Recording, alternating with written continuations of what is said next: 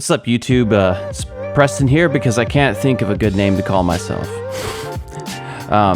So something that I wanted to start doing, or I might change my mind on, it's kind of hard to tell. But I just wanted to do sort of a like a freeform, minimal editing rant or discussion about Bethesda's upcoming title, Starfield. The thing that I wanted to talk about is some of the, I guess, criticism that I've seen or have listened to. And granted, my information is a bit dated because I've been sitting on this idea for a while, and it's something I've been wanting to talk about. And I've had this idea of making something a bit more edited and professional, but I really don't have the time or the energy to put into it with some other things going on right now. So I think that what I just want to do is just sort of have a little, like a chat. So I just wanted to express some of my thoughts and feelings on the matter. And the thing that I think, like some of the, so like my information's like after E3 last year, so it's quite dated.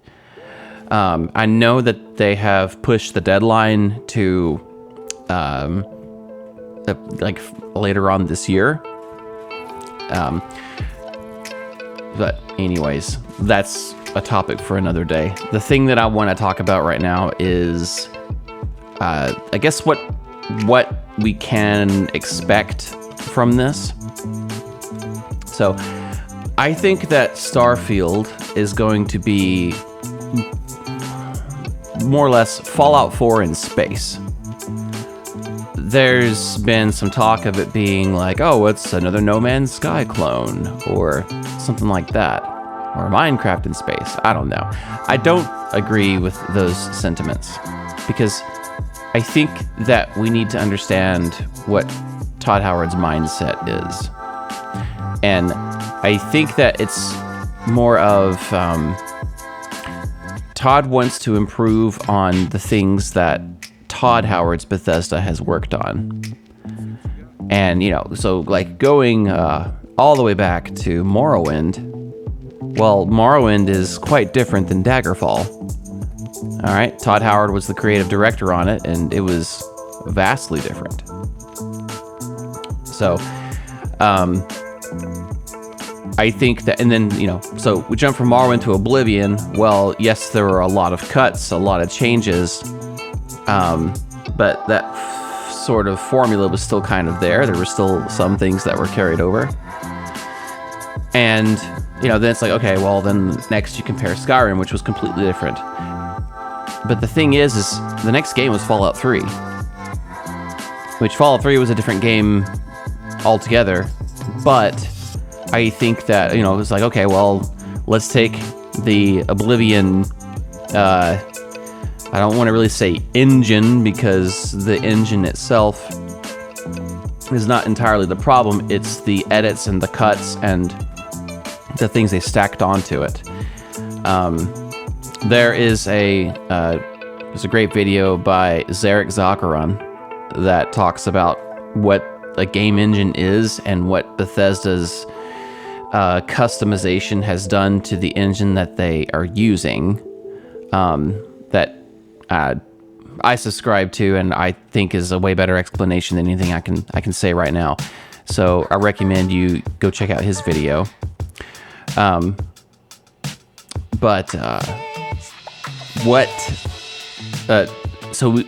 you need to. The point I'm trying to make here is you need to compare with what Todd Howard has done previously with Bethesda versus, say, comparing Fallout 4 to New Vegas. I mean, they're not very comparable. There's things to compare, but obviously Todd went with a different direction, right? I mean, he took some things like the faction system, but he made it his own. And like with Skyrim, he went in a completely different direction than Oblivion. obviously it worked. As buggy as these games are, it does just work, because the thing is like you get different kinds of like he's not ignorant, right? He's heard all of the different criticisms that the fans give him. Like, there's the one video, Fallout 76, right, where it's like a week after the game comes out and all this stuff is going on, right? And Todd's in some kind of interview with some of the devs and creators and stuff, and he mentions that he gets a box mailed to him full of like screws, I think. It says weigh these, because there was a carry weight issue. So I think he's very, very aware of what the fans are saying. But as you hopefully have observed, whenever he's talking to, or whenever he's presenting a criticism, he focuses on what his team has discovered, or he'll talk about what I feel are control groups that he has personally observed or has had his team observe, and that is where he's drawing like a lot of his comments from. It's not that they're not being heard from us so much, it's that the decisions that Todd Howard makes their company billions. So yeah, it just works because the decisions he's making is making the company wealthy, is keeping the shareholders happy, and is keeping his CEO happy. So those are the kinds of decisions that he's going to be making. And of course, there's only so much time he has like on the air with someone, so he's not going to address every little complaint that the fans give him, because he's only going to address the things, or he's going to turn the conversation towards what's going to sound positive, put the company in a good light, put the game in a good light, and he's just going to move forward with that, because at the end of the day, his company is making billions. So at least enough for Bethesda to be bought out for $7 billion. So millions at least, if not billions. So he's making the company a lot of money. And the great thing about Todd Howard is that not only is he a creative director and understands things from a technical and artistic perspective, but he's also got that charisma. He's got that sort of deific status, even now, that kind of follows him. He's able to sell. He's as much of a salesman as he is, a technical expert. So he's able to fill both roles. He's able to sell it, and people are going to buy it. So going back to what I was saying earlier, that really Todd improves on what happened from before. So going let's more into Oblivion comparison, right? All right, we got rid of the die roll system. It's like your damage is still stamina based if you're doing melee combat, but now your hits are actually gonna, make an impact, right? He improved the shield mechanic where you actually use the shield manually instead of relying on a dice roll. Again, he took the dice roll concept out of it. Okay, and then with Skyrim, introduced the flying creature, introduced dragons and dragon fighting, introduced shouts, he improved the combat system, introduced kill cams and that kind of thing. And it's like these little improvements he's made along the way with each successive game. Okay, well, and in Fallout 3 from Oblivion, he added guns. Even though the gun system was terrible, he made it functional, he made it work. And I think we can all agree that Bethesda's tone with these games and the world building is pretty top notch. Almost always set out what he means to accomplish. I'm not saying their story writing is perfect, but it does generally set out for that feel, that emotion. He captures it, right? And that's what people, I think, look forward to the most, is what's that going to be, that aha moment. He's able to kind of capture that. Meanwhile, he's subtly changing other things, and then it's like once you kind of look at the same picture long enough, you begin to notice the dirt and the imperfections and everything, which I guess that's just something that all gamers are going to do if they're passionate about something, or any artist is going to do if they're passionate about something. We're going to find the faults in it, we're going to critique it. And Bethesda games deserve a lot of critiquing, don't get me wrong, especially when compared to other games of their generation. They deserve a lot of critiquing, for sure. But nonetheless, it's making the company millions and billions. So moving on from Fallout 3 to Skyrim. So now and then from Skyrim to Fallout 4, it's like, okay, we need to improve this gun mechanic. So he did. Hired former Bungie employees to help him with that, which is ironic because it feels more like a COD game in that aspect than a Halo game. But nonetheless, greatly improved the combat. Tried to introduce the Mass Effect dialogue system, which works for Mass Effect. Doesn't really work for a open world game where you're trying to make your own character, but then you only have one male or female voice actor to build your character around. Kind of doesn't make that much sense, but it's something. I enjoy playing Fallout 4 over Skyrim in terms. I enjoy the gameplay of Fallout 4 over Skyrim. It's a lot more smooth. There's, I think, a lot more quality of life improvements. Like, you don't have to bounce into your menus as much as you did in Skyrim. The fact that you can look at something and just loot it while the gameplay is still happening is awesome. Running and sprinting and jumping. The character actually emotes whenever they're just standing still and idle, like idle animations. For some reason, they canned those from Oblivion going into Skyrim, which is weird. So I'm glad that they kind of took that back. And in other words, they're learning from themselves from their prior experience. And I think that Starfield is going to be a continuation of that. If anything, if you want to put a blanket statement on Starfield, I think it's going to be Fallout 4 in space. I think that's going to be a lot more correct, because you got the different factions. You got dialogue, which it looks, based off of what I've seen, they went back to traditional text-based dialogue, no voice. So I think that they are at least going to do that. Although I'm trying to remember if they have different voices that you can choose. I think they do in the character creation. It's been a minute since I've seen it, but that would be really cool if it was just like basic stuff like grunts and human like Foley kind of stuff. That would be cool.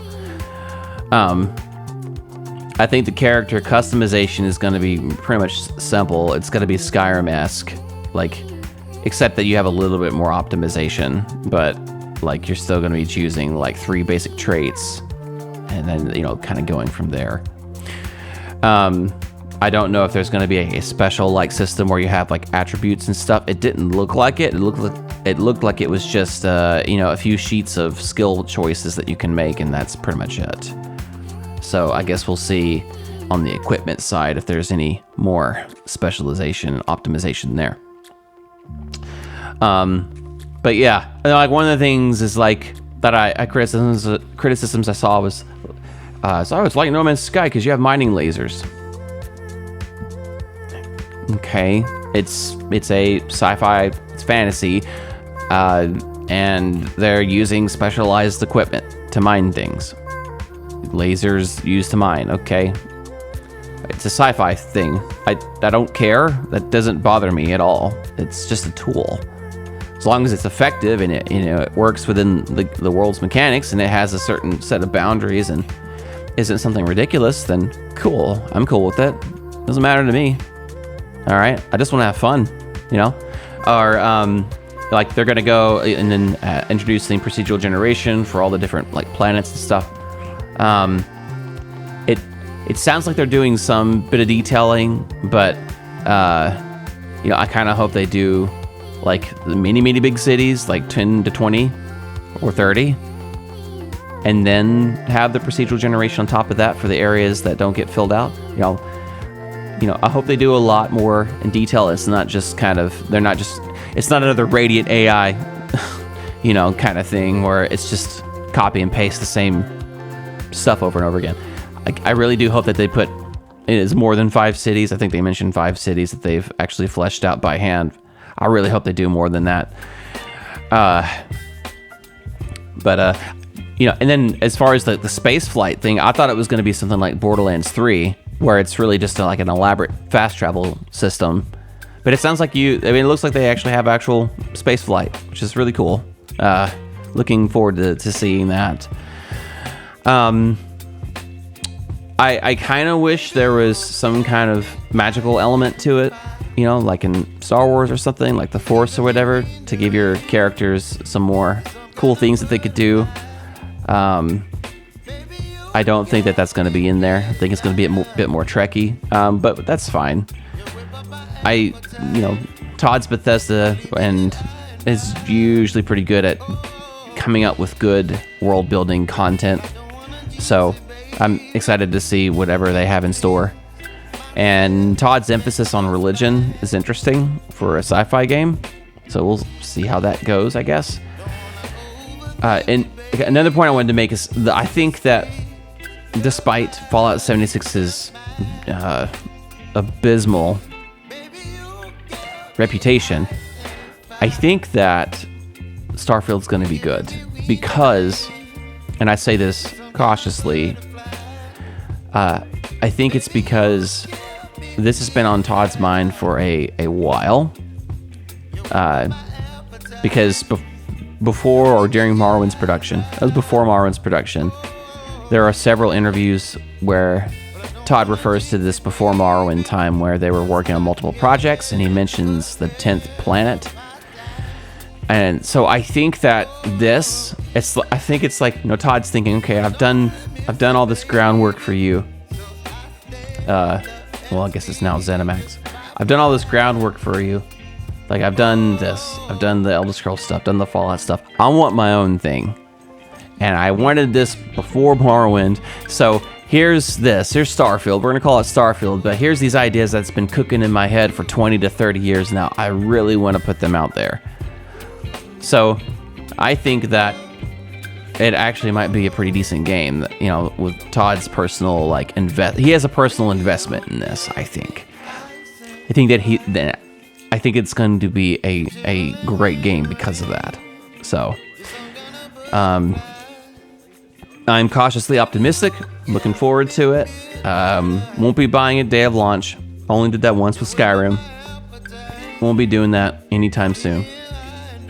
But, we'll see how the reviews go, what the critics say. I'm sure there'll be many YouTubers, posting that. I will be posting that content until I'm able to afford it. But I'm pretty confident that it's going to be great. Anyways, that's going to be all from me today. I plan to do more of these sort of mostly unedited ad hoc videos where I just talk about a subject that's near and dear to my heart. Might do some Let's Plays, I don't know. For this particular channel, I've been working on content for another channel, but I think I just need to get back and focus on this one since it has, it's the most viewed of my channels. So, pretty much just looking for just gaming content and some music stuff. I have some music ideas I want to throw in here too. So, I'll just, as things go on, whichever becomes more popular, that's what I'll focus on more. So anyways, this is Preston signing out, and I will catch you fine folks next time.